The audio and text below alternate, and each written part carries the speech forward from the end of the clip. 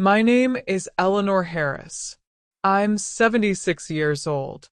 I live in a small house on the outskirts of Madison, Wisconsin. It's old, with creaky floorboards and a kitchen window overlooking a garden where apple trees bloom in the spring. It was in this house that I realized one day my life would never be the same. It was here that I made the hardest decision a woman can make. Do you see this ring? It's almost worn away. The gold has become as thin as my fingers. The skin on my hands is stained and wrinkled. But I never took it off. Not that day. Not since. Not in the years since. It was February 1974. It had been a harsh winter.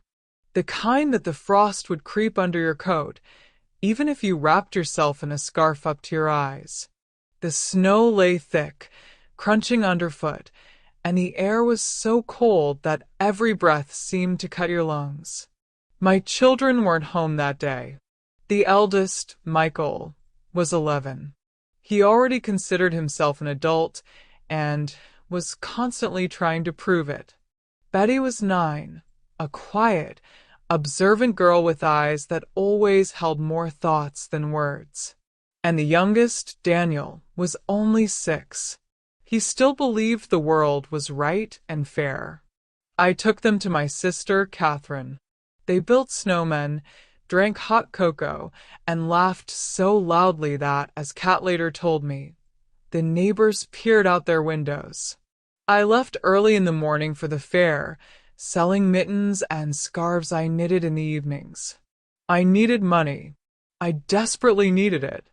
My husband, Henry, worked in a lumber mill. The work was hard, dusty, and exhausting. But he always said that a man should provide for his family. We lived modestly, but tried not to complain. The house was small, 2 stories, with a narrow staircase and an old stove that sometimes smoked when the wind shifted. I remember returning from the fair. My bag was heavy. I'd sold almost everything. In my coat pocket were neatly folded bills. I thought I'd buy Henry new gloves. His old ones were long gone, and he'd kept putting them off. When I approached the house, the first thing that struck me as odd was that Henry's car was parked in the yard. He shouldn't have been home. His shift didn't end until evening. I paused for a moment, peering at the familiar silhouette of the car, as if hoping I'd been mistaken. I thought maybe he was sick. Lots of people were sick that winter. Cough, fever, weakness, nothing out of the ordinary. I hurried to the door, shaking the snow off my boots. The house was quiet, too quiet. Henry always had the radio on, even when he was alone. He said the silence was pressing on his ears. I took off my coat, hung it on the hook, and called. Henry? There was no answer, but I heard a sound upstairs, a creaking, so familiar, like someone was slowly walking around our bedroom. And then I felt it. It's hard to explain. It was like something inside me was clenching. My heart didn't beat faster. In fact, it felt heavy, slow. There was a scent in the air. Not mine. Alien. Sweetish, sharp. I walked into the kitchen and saw 2 cups on the table. One of them had a lipstick stain. I'd never worn lipstick like that. Never. I stood and stared at those cups, as if they might disappear if I turned away. At that moment, I already knew everything. But my mind was still trying to find an explanation. Maybe someone had come in. Maybe I'm wrong. Maybe. I climbed the stairs. Each step seemed endless. My hand trembled as I reached for the bedroom doorknob. I remember thinking, if I don't open this door, my life might remain the same. A lie, but the same. I opened it. The world was divided into before and after. Henry was on our bed, and he wasn't alone. The woman he was with looked up first. Her face had gone pale. I recognized her immediately. It was Laura, my friend, the woman I'd shared coffee with, laughing, sharing fears and dreams with. I didn't scream. I didn't cry. I didn't rush at them. I just watched, as if this wasn't happening to me. Henry was saying something. I think it was my name. Laura hurriedly gathered her clothes, avoiding my gaze. I closed the door and went downstairs. I sat at the kitchen table, right where those 2 cups had been. Snow was falling slowly outside the window. White, pure, indifferent. Laura left quickly. I heard the door slam, the engine start. Henry came down later. He looked confused, 10 years older in those minutes. Ellie, he began. How long? I asked. It doesn't matter, he muttered. It matters to me. He was silent. Then he said, almost 6 months. 6 months. 6 months of lies. 6 months of betrayal. Asked if he loved her. He didn't answer right away. And that was the most terrifying thing. At that moment, I could have left. I could have taken off the ring, packed my things, and closed the door behind me. And maybe that would have been easier. But life rarely takes the easy way out. I noticed him coughing. Deep, hacking. It wasn't an ordinary cough. I asked how long it had been going on. He waved me off, said everything was fine, but I knew him too well. And that's when I realized something much greater than betrayal lay ahead. Something that would test not only our marriage, but also my ability to forgive, endure, and remain human when pain was tearing me apart from within. I didn't yet know that that day would be the beginning of a long journey. A journey through fear, illness, doubt, and choices for which no one gives the right answers. But that's where it all began. That night, I barely slept. The house was filled with sounds that had once seemed familiar, but now grated on my ears. The ticking of the clock in the living room, the creaking of the pipes, Henry's occasional sighs through the wall. We slept in different rooms. Or rather, he slept. I lay staring at the ceiling, feeling my thoughts swirl like a snowstorm outside the window. I tried to remember when everything began to change. Was there a sign I'd missed?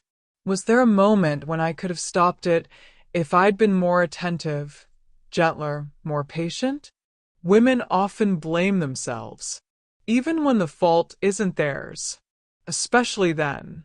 That scene kept flashing before my eyes. Our bedroom. A strange woman in my house. In my bed. Laura. I've known her almost my entire life. We grew up together, married together, experienced joys and sorrows together. She held my hand when I gave birth to Betty. I cried on her shoulder when my mother died. And here she is, a part of the greatest wound of my life. Towards morning, I finally dozed off. I dreamed I was walking along a snowy road, and the ring on my finger grew heavier and heavier, pulling my hand down like an anchor. I tried to take it off, but my fingers wouldn't obey. I woke up coughing. Loud, heartrending, impossible not to hear. I sat up in bed. My heart sank. It wasn't just a cough. There was something frightening about it. I threw on my robe and went out into the hallway. Henry was sitting on the edge of the living room sofa, hunched over, pressing a handkerchief to his lips. When he took it away, I saw blood. I froze.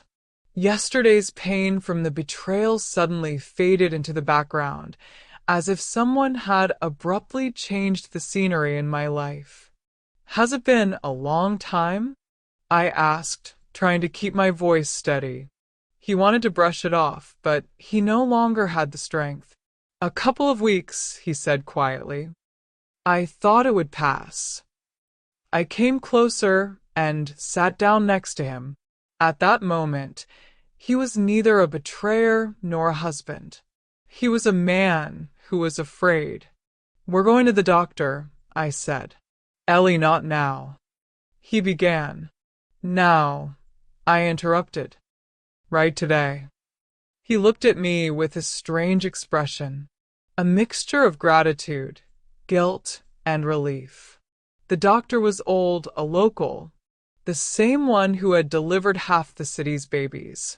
He examined Henry, listened to him, asked for some tests, and immediately sent us to a clinic in Milwaukee. His face turned serious, and that scared me more than any words could have. The drive there was silent. Fields, trees, and snow-covered roads flashed by outside the window. I gripped the steering wheel so tightly they turned white. Henry stared ahead, as if trying to memorize every turn of the road. When the diagnosis was announced, it felt like the floor had dropped out from under my feet. Lung cancer. A heavy word, cold as stone. The doctor said something about treatment, about chances, about time. I didn't hear everything. Only one thing, time. There wasn't much of it. We left the office and sat in the hallway. People walked by, some laughing, some talking on the phone. The world went on as if nothing had happened. I didn't want you to find out like this, Henry said suddenly.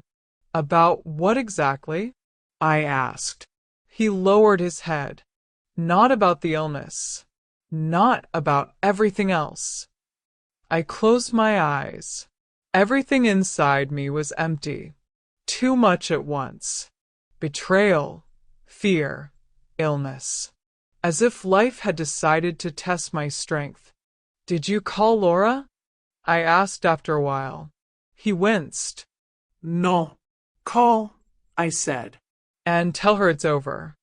He looked at me, surprised. Why? Because if we're going through this, I paused. I don't want any lies. Not a single one. He nodded. He called in front of me.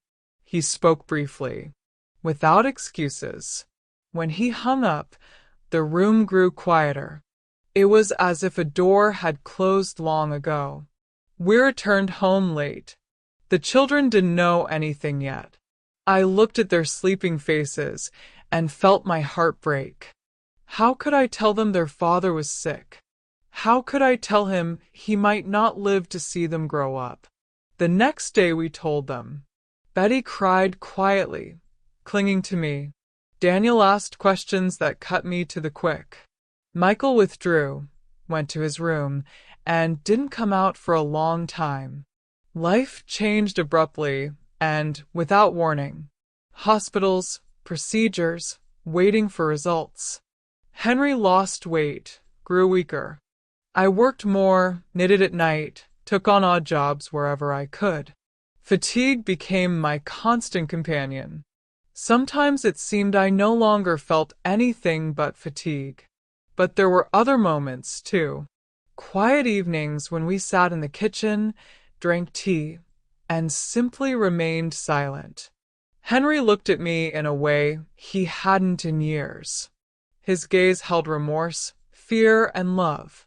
A complicated, difficult love that only comes when you realize you could lose everything. One night he said, "If you'd left then, I would have understood." I was silent for a long time, and then I answered, "I didn't stay because you deserved it. I stayed because it was my choice." And it was true. I didn't know if it was the right choice. I didn't know if I could forgive completely. But I knew I wasn't ready to leave now. Not at this moment. Not when the person I'd spent half my life with was staring death in the face. Sometimes life doesn't ask if you're ready. It simply presents you with a fait accompli. And all that remains is to move forward, step by step, even if each step is painful. Back then, I didn't yet know how many trials lay ahead. I didn't know how many tears would be shed, how many hopes would be shattered, and how many would be rebuilt. But I already understood one thing: I would never be the same again. And our old life, too. Over time, the pain loses its sharpness. It doesn't go away, no. It simply changes shape.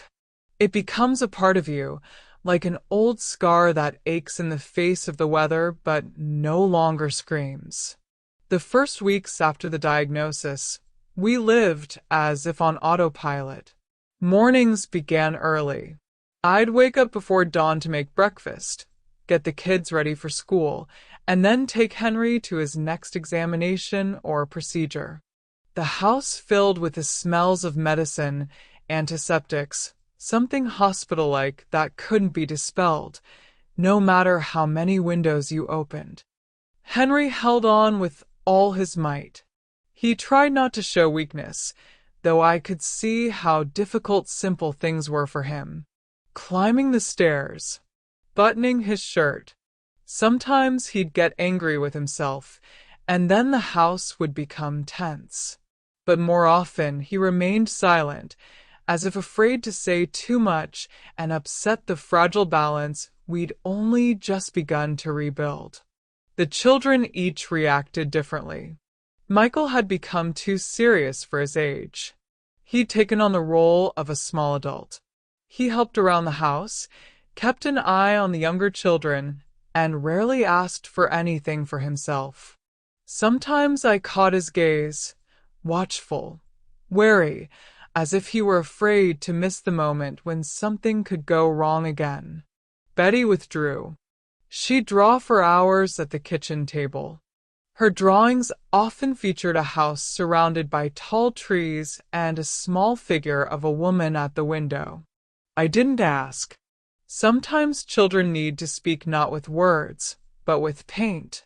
Daniel, on the other hand, clung to me constantly.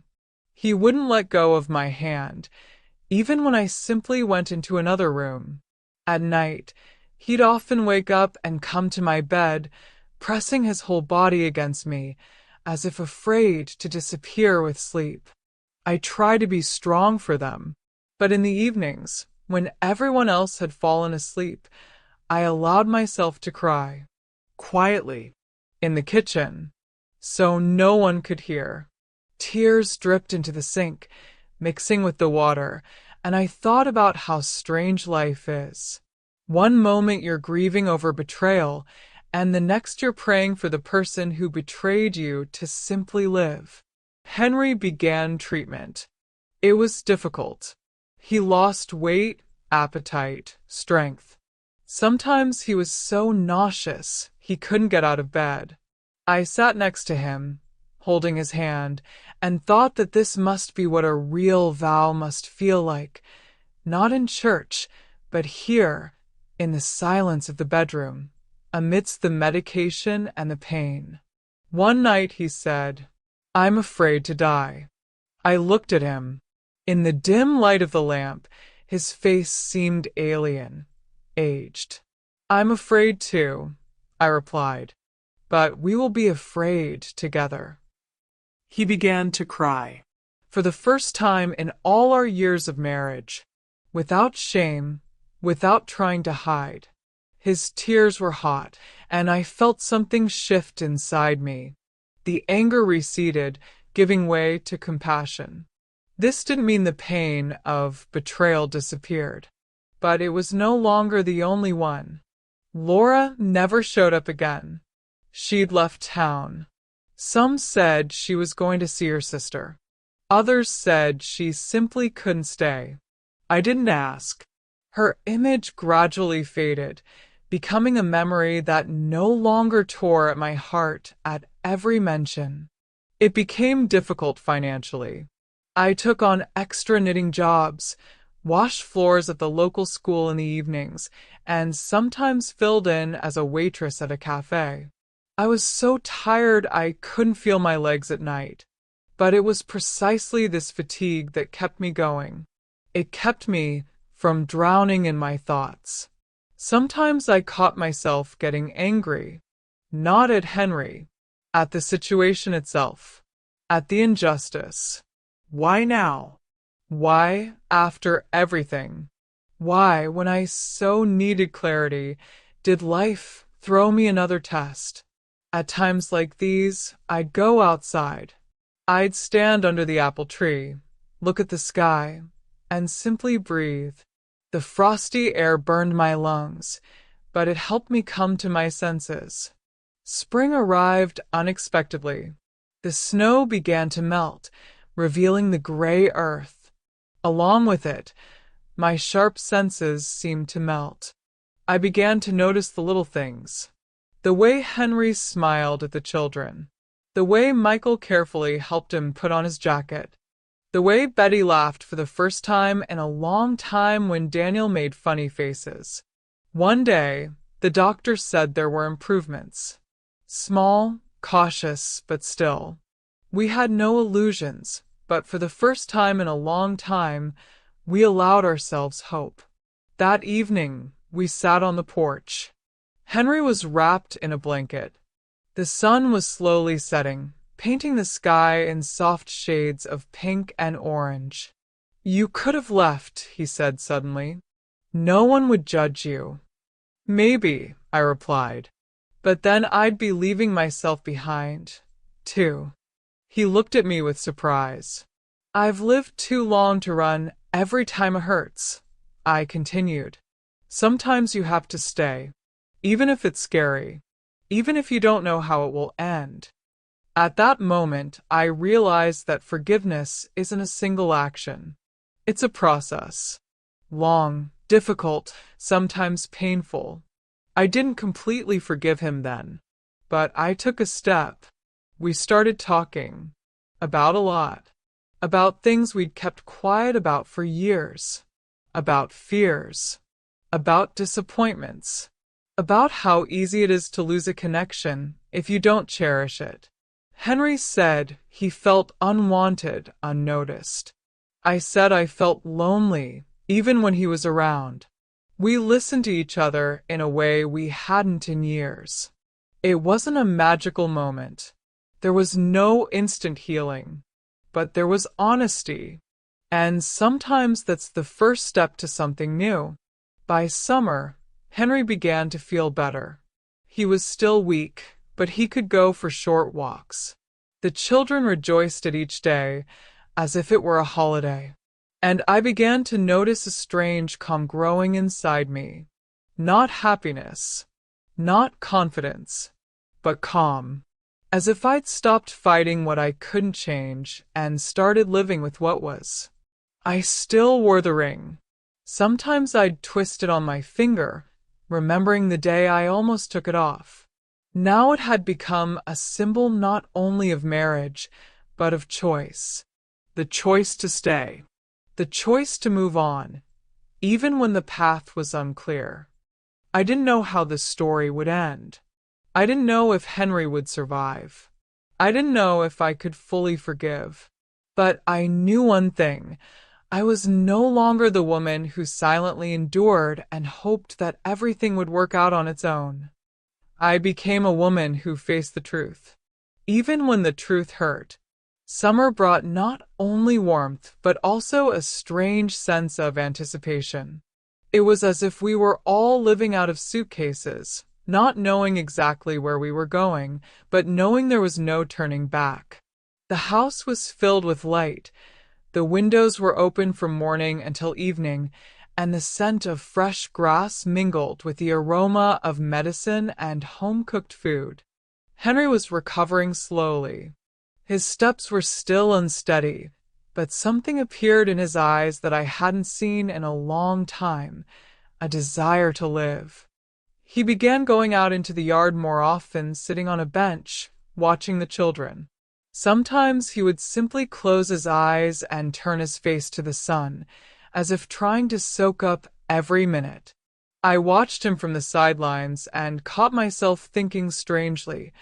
I was learning to see him as a person again, not just the pain, resentment, and past mistakes.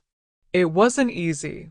Sometimes old memories would surface suddenly, without warning, and my heart would clench. But now I didn't run from them. I allowed myself to feel them, and then I let them go. One evening, after the children were already asleep, Henry asked me to sit with him in the kitchen. He was silent for a long time, fiddling with his cup of tea, until he finally spoke. He said he wasn't afraid of death, but of leaving before he could fix everything. That what tormented him most wasn't his illness, but the realization of how many years he'd lived without asking himself important questions. He spoke slowly, as if each word was an effort. I listened and realized that before me stood a man who, for the first time in his life, had truly stopped. Illness had forced him to do what many lack the courage to do, to look at himself honestly. I told him that forgiveness isn't a gift you can simply hand over. It's a journey, sometimes long, sometimes painful, and that I'm still on it. He nodded. No excuses. No arguments. Simply acceptance. In that moment, something new emerged between us. Not the old love, not blind attachment, but respect. For each other's pain. For the path we've taken. For who we've become. The children changed, too. Michael began to smile more often. He started talking about the future again, about school, about friends. Betty once showed me a drawing in which the woman by the window was no longer alone. Her children were standing next to her. Daniel stopped waking up at night, and that was a small but important victory. In the fall, Henry stepped outside our yard for the first time in a long time. A short walk to the end of the street became an event for him. Neighbors waved to him, stopped to talk. I saw how important it was for him to feel part of the world again. But along with the improvements came new fears. Every examination turned into a test. We waited for the results with bated breath. Sometimes the news was encouraging, sometimes vague, providing no clarity. I learned to live in this limbo, not to make predictions, not to make long-term plans. Just to live each day. One such day, I went into town to buy groceries and ran into Laura by chance. She was standing by a store window, thinner, her eyes dull. Our gazes met. Time seemed to stand still. She approached first. She said she wanted to apologize but didn't know how. She spoke haltingly, making excuses, crying. I listened and realized I didn't feel the anger I'd feared toward her. There was only fatigue. I told her that forgiveness isn't a conversation on the street or words. That maybe someday I'll be able to let it go completely, but for now I needed to take care of myself. She nodded and left, and I felt a strange relief, like another door had closed. Winter was approaching again, but it didn't seem so hostile anymore. We'd prepared in advance. Henry had started helping around the house again, albeit little by little. He'd fixed small things, read to the children, and cooked simple breakfasts on weekends. Sometimes I caught his gaze, full of gratitude. He no longer took my presence for granted, and I didn't take his either. We started walking together. Not far, just around the block. These walks became our time. We talked about everything and nothing, about the past, but without reproach, about the future, but carefully. I still carried fear within me, fear of losing him, fear of being alone again. But now I knew, no matter what happened, I could cope, because I had coped before. One evening, as the first snow fell outside, Henry said he wanted to write letters to his children. Not in case of death like before, but just because. Words that aren't always easy to say out loud. I helped him, sitting next to him. Sometimes he asked for advice.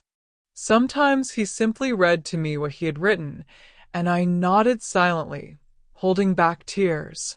These letters became a starting point for us, a symbol that life goes on, even if you once looked it in the face and were afraid. I realized I was no longer living in the past. It hadn't disappeared, but it had stopped controlling me. I'd learned to look forward without closing my eyes to the pain. The ring was still on my finger, but now I knew I wasn't wearing it out of habit or fear. I was wearing it because I'd chosen this path.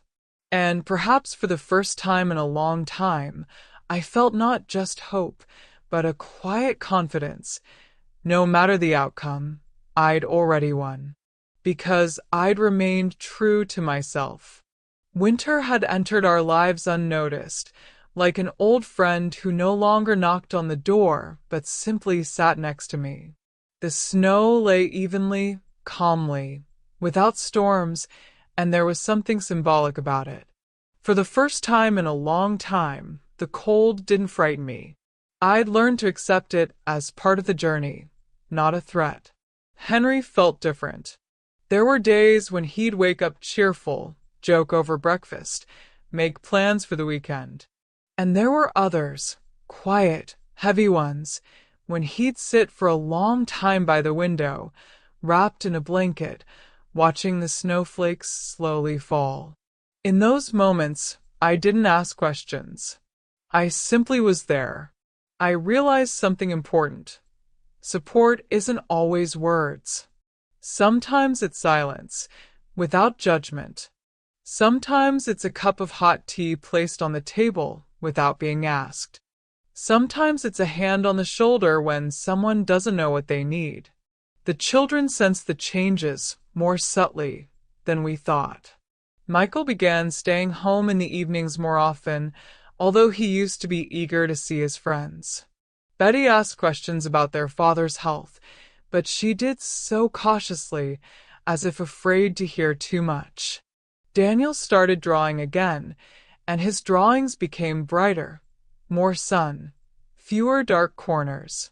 Before Christmas, Henry unexpectedly suggested gathering everyone around a big table. Not a riotous celebration, not inviting the whole town, but just us. Family. I was surprised. Previously, he'd avoided such initiatives, as if afraid of not being able to cope with expectations. We cooked together. He peeled vegetables, I kneaded dough. The children decorated the house, argued about garlands, and laughed. There were so many simple, lively sounds, and I caught myself smiling effortlessly. That evening, Henry stood up and gave a toast. Awkward, halting but honest. He spoke of gratitude, of second chances, of how easy it is to lose what matters most when you stop appreciating it. His voice wavered, but he didn't stop. I looked at him and understood. This man was no longer hiding. Not from himself, not from us. After the holidays, difficult weeks came. Checkups, expectations, anxious nights.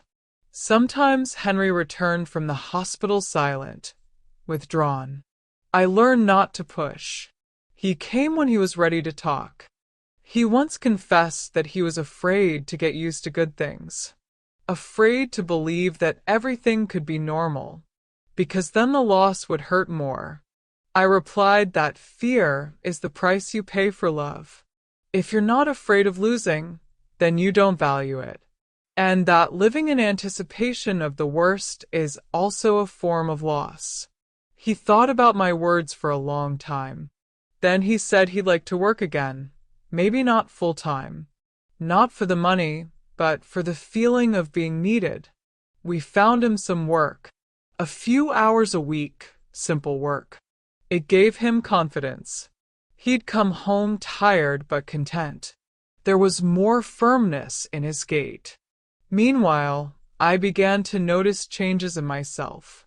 I no longer woke up with a lump in my chest. I didn't replay the past at night. I allowed myself to rejoice without guilt, as if happiness had to be earned. Sometimes I caught myself thinking that I'd become stronger. Not tougher, stronger. I no longer settled for less. I didn't justify others' actions at my expense. And yet, I didn't become bitter. Spring came early. The snow melted quickly, leaving behind moist earth and a feeling of renewal. We began working in the garden again. Henry paused, rested often, but never gave up. One such day, he said he wanted to go to the place where we'd been happy in the very beginning. The small town we'd visited when we were young. I was hesitant at first, afraid of tiring him out, afraid of stirring up memories. But the trip turned out to be important. We walked slowly, holding hands. He pointed out places he remembered, laughing at how naive we'd been. I saw in his eyes not regret, but warm nostalgia. There, sitting on a bench by the water, he said his biggest regret wasn't his illness or even his mistakes, but that he'd been silent for too long. That he hadn't spoken when he should have spoken. That he hadn't listened when he should have. I replied that he was doing that now, and that was more important than regrets. After returning home, our relationship became different. Not perfect, but real. We argued.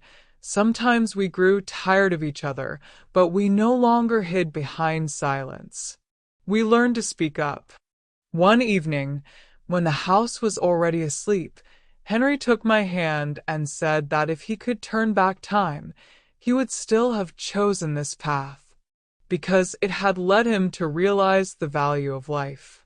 I didn't know what to say, because the pain hadn't completely gone away, but I understood that without it, this growth wouldn't have happened. I thought more and more about how strange life is. She breaks us not to destroy us, but to show us who we can become. That summer was quiet, almost cautious, as if it, too, was afraid to make a sudden move. The air in the mornings was clear, filled with the scent of grass and warm earth, and I increasingly found myself waking up earlier than usual. Not from anxiety as before, but from some inner calling. I wanted to live the day slowly, not missing the little things. That summer was difficult for Henry at first. After the spring surge, his strength began to ebb again, but in a different way. Not abruptly, not frighteningly, but as if his body were honestly saying, "I'm trying, but I need more care." He began to tire more easily, pause more often, and sometimes became irritated by his own weakness.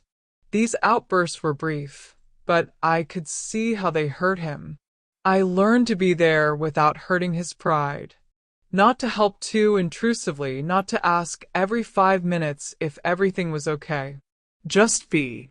Sometimes that's the hardest thing, not doing anything unnecessary. One day he said he felt like a burden. He said it quietly, almost in a whisper, as if he were ashamed even to say it. I looked at him for a long time before answering, because I knew if I said it wrong, he would close himself off. I told him he was a part of my life. Not a burden, not an obligation, but a choice. That love isn't when everything is easy, but when you remain even in your vulnerability. He turned away, but I saw his shoulders shake. Sometimes tears aren't weakness, but purification. The children were also growing up before our eyes. Michael went to college in another city, and the house became quieter. His room became empty, but I didn't change a thing in it. Let it remain as if he was just stepping out for a while. Betty started working, bringing home stories about people, about life, and her voice gained confidence.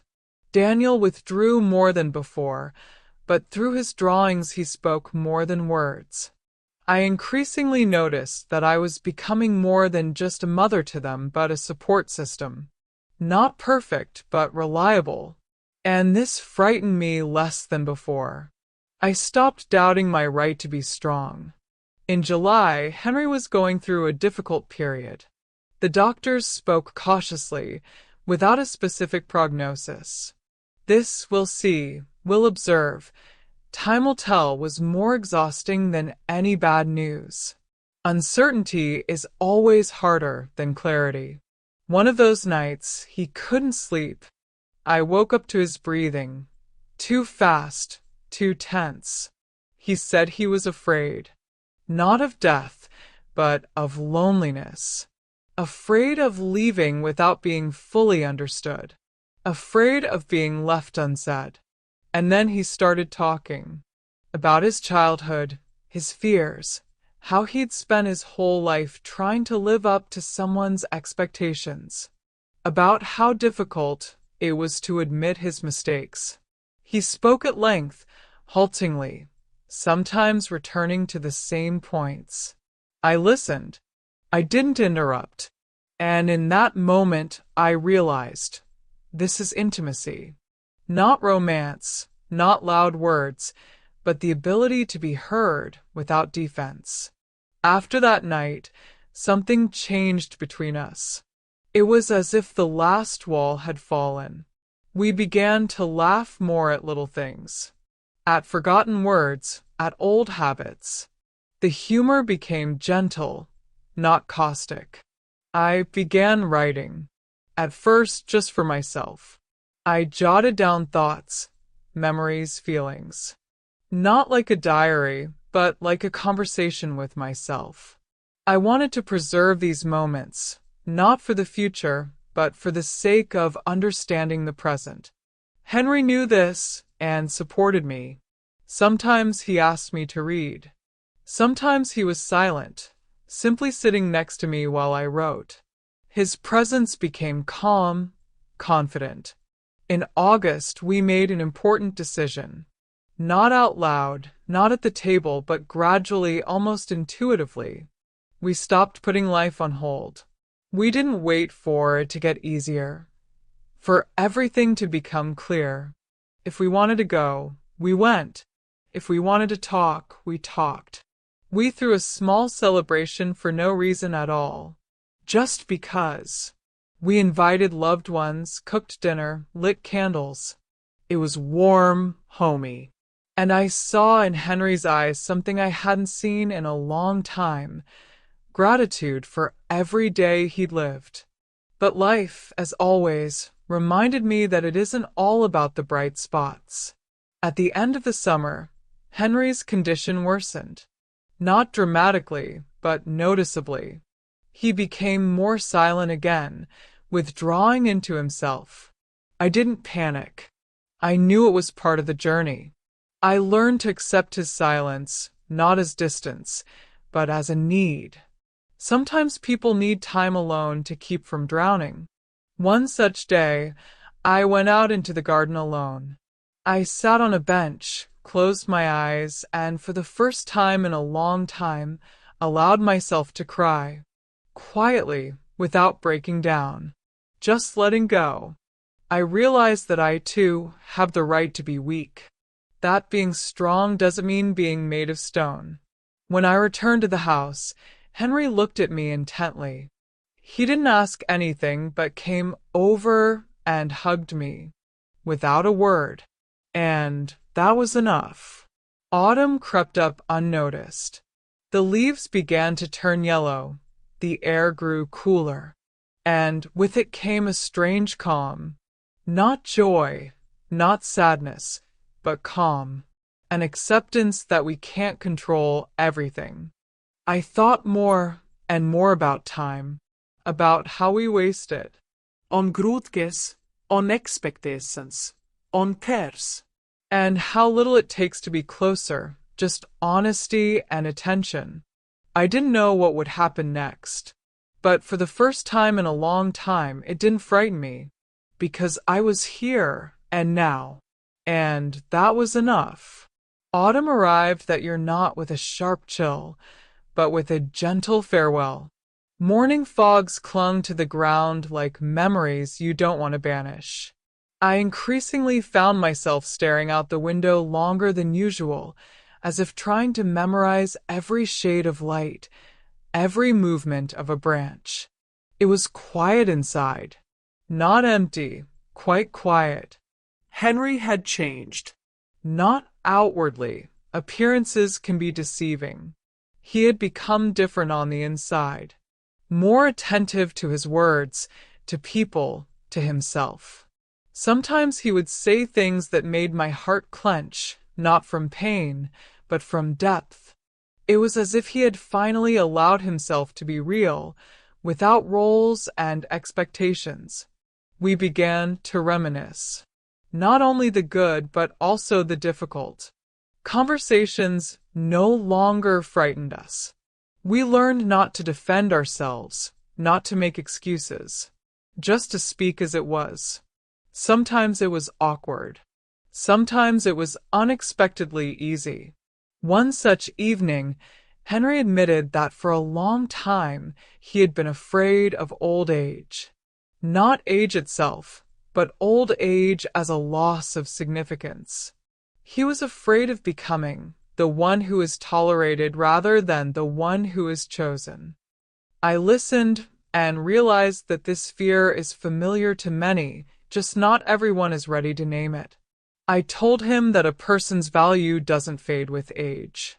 It changes, from strength to depth, from speed to meaning. He was silent for a long time, then smiled. He said that, perhaps for the first time in a long time, he felt not out of place but needed. The children came over more often. Michael talked about his new life, but without the usual rush, as if he wanted us to be part of his world, not just listeners.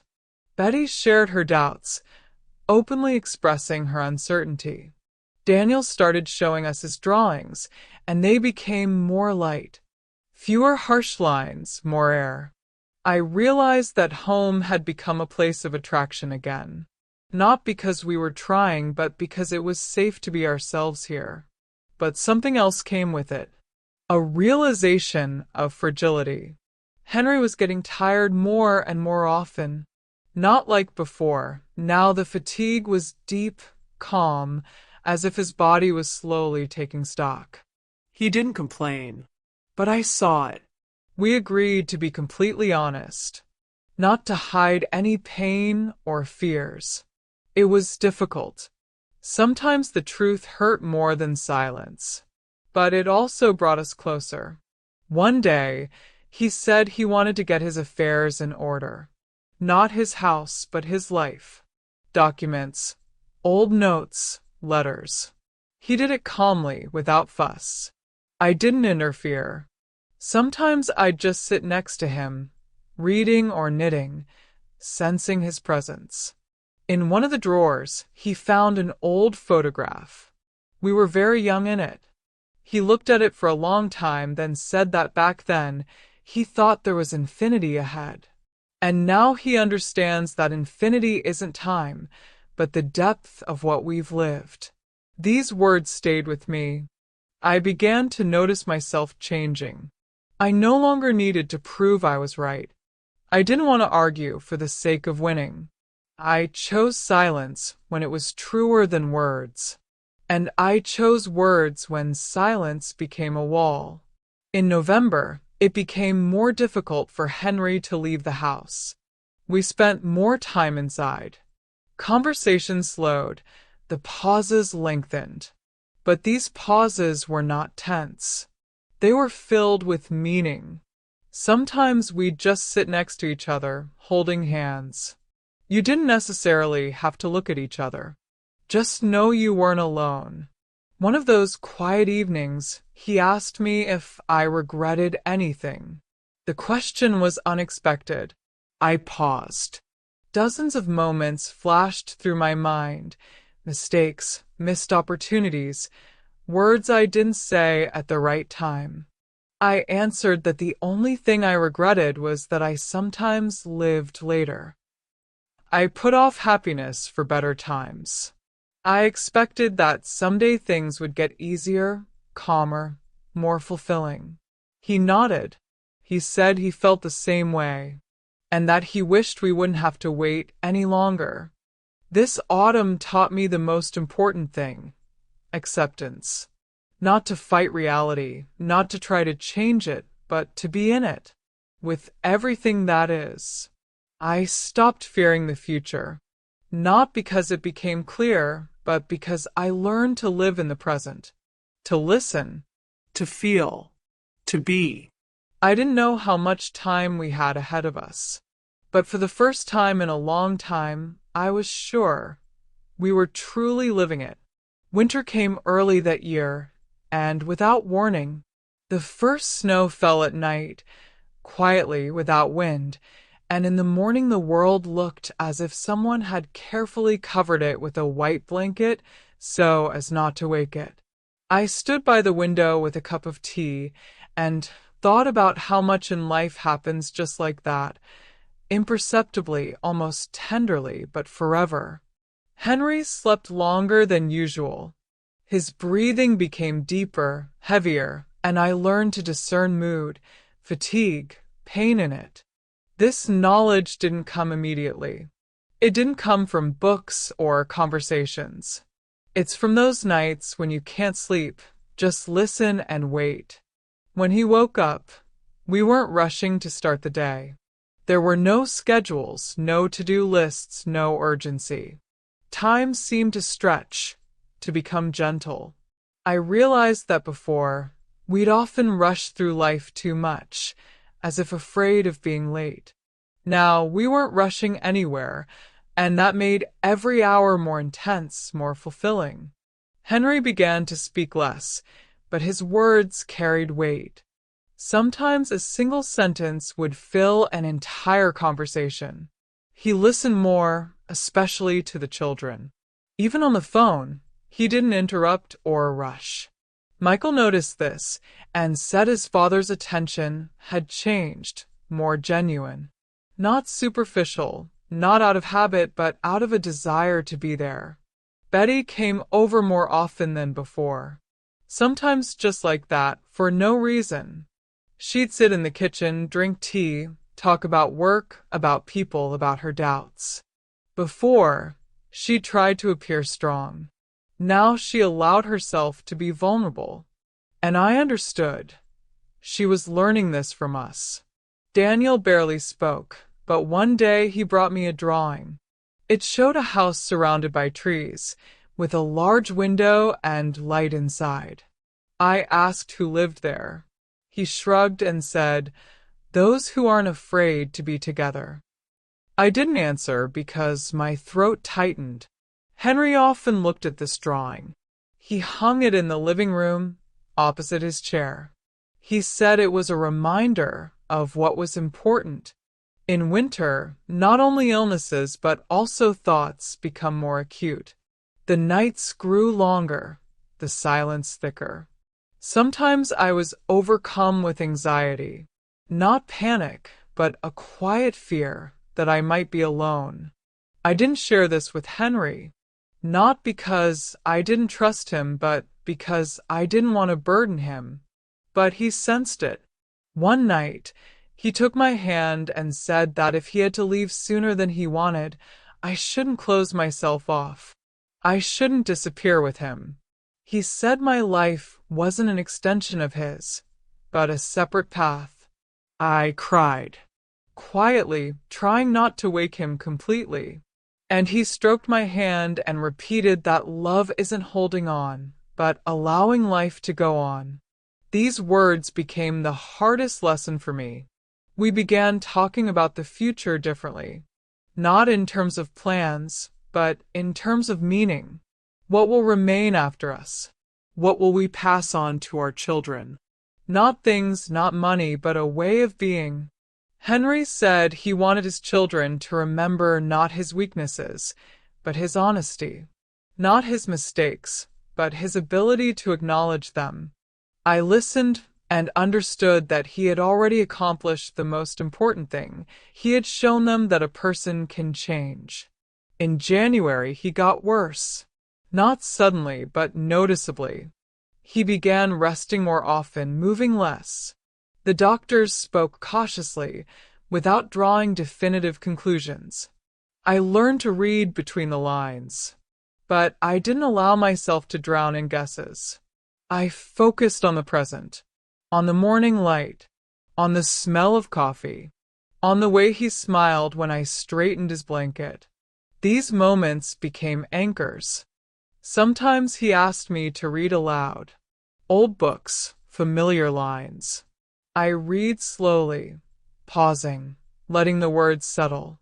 He listened with his eyes closed, sometimes squeezing my hand to show he heard. One day he said he was happy, not because everything was fine, but because everything was honest, because there was no longer any need to pretend. These words remained in me like a quiet light. I realized that happiness isn't the absence of pain. It's the presence of meaning. And that love isn't a guarantee, but a choice we make every day. I didn't know what the next chapter would bring, but I knew I wouldn't regret a single day lived like this, honestly, slowly, together. February has always been the hardest month for me, not because of the cold. I'd grown accustomed to it my whole life, but because of the silence. In February, nature seems to hold its breath. The holidays are behind us, spring is still far away, and you're left with yourself and everything inside. That year, this silence became especially palpable. Henry hardly moved from his chair by the window. He didn't complain, didn't beg, didn't express dissatisfaction. He simply lived in slow motion, as if every movement required a separate decision. I stopped counting days and weeks. I compta moments. A smile, a glance, a light squeeze of fingers. We learned to understand each other without words. I knew when he wanted to talk, and when it was better to just sit next to me. He knew when I needed to go into another room and give myself time, and he never took it for coldness. It was a new form of intimacy, quiet, mature, very honest. One morning, he asked to open the window. It was cold outside, but the sun was shining brightly, clear as winter. He said he wanted to smell the air. I wrapped him up tighter, opened the window, and a frosty scent wafted into the room. He inhaled deeply and smiled. He said the air reminded him of his childhood. I didn't ask why. Some memories require no explanation. That day, he was especially calm, even peaceful. He talked about small things, old songs, how he loved driving along empty roads early in the morning, how he never regretted staying with me. He spoke these words simply, without pathos, but they settled inside me, both heavy and warm. I caught myself afraid to ask questions, afraid to hear too much, afraid of words that might become farewells. But he, as if sensing this, took his time. He spoke of life, not the end. The children arrived one by one. Not all at once, it was easier that way. Michael sat with his father for a long time, barely speaking. Betty cried, but tried to do so quietly. Daniel brought a new drawing, the same house, but now a light was on in the window, and people were standing nearby. Henry looked at it for a long time, then said it was the most important gift he'd ever received. In the evenings, we played old music. Sometimes he closed his eyes, sometimes he sang along quietly. I sat next to him, knitting or simply holding his hand. These evenings became a separate life within a life for me. I knew they wouldn't last forever, and so I tried to be fully present in them. Sometimes I was overcome with fatigue, not physical but mental. At those moments, I would go into the kitchen, sit at the table, and simply stare into the darkness outside the window. I allowed myself to feel everything: fear, sadness, anger, love. I no longer pushed emotions away. I knew that if I didn't process them, they would remain. One night, Henry called my name, quietly but clearly. I came over and sat next to him. He said he wanted me to promise him one thing. Not right away, not pompously. He simply asked. He asked me to live. Not to just exist, not to hold on, not to be strong, but to live. To laugh if I wanted to cry if I needed to fall in love with life again and again. Not to turn the memory of him into an anchor. I nodded, but the words stuck in my throat. He smiled and said he knew I would keep my promise, even if it hurt at first. I barely slept that night. I listened to his breathing, counting his breaths, as if I could hold back time. But time doesn't listen to us. It goes its own way. In the morning, everything was very quiet. Too quiet. I understood immediately. I went over to him and took his hand. It was warm, but still. There was a calm on his face I hadn't seen in a long time. There was no tension. No struggle. Only peace. I didn't scream. I didn't fall. I simply sat next to him and held his hand while the world around me went on. It was strange to know that for someone else this day was ordinary, but for you it forever divided your life into before and after. Then there were calls. Words. People. I acted as if in a dream. I did everything right, but it felt like it wasn't me.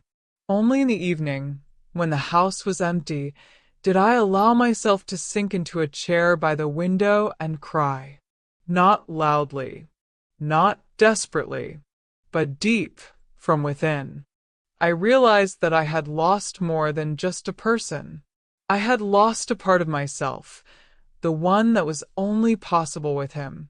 And at the same time, I felt gratitude for what we had, for not putting off love for later, for having managed to say the most important things.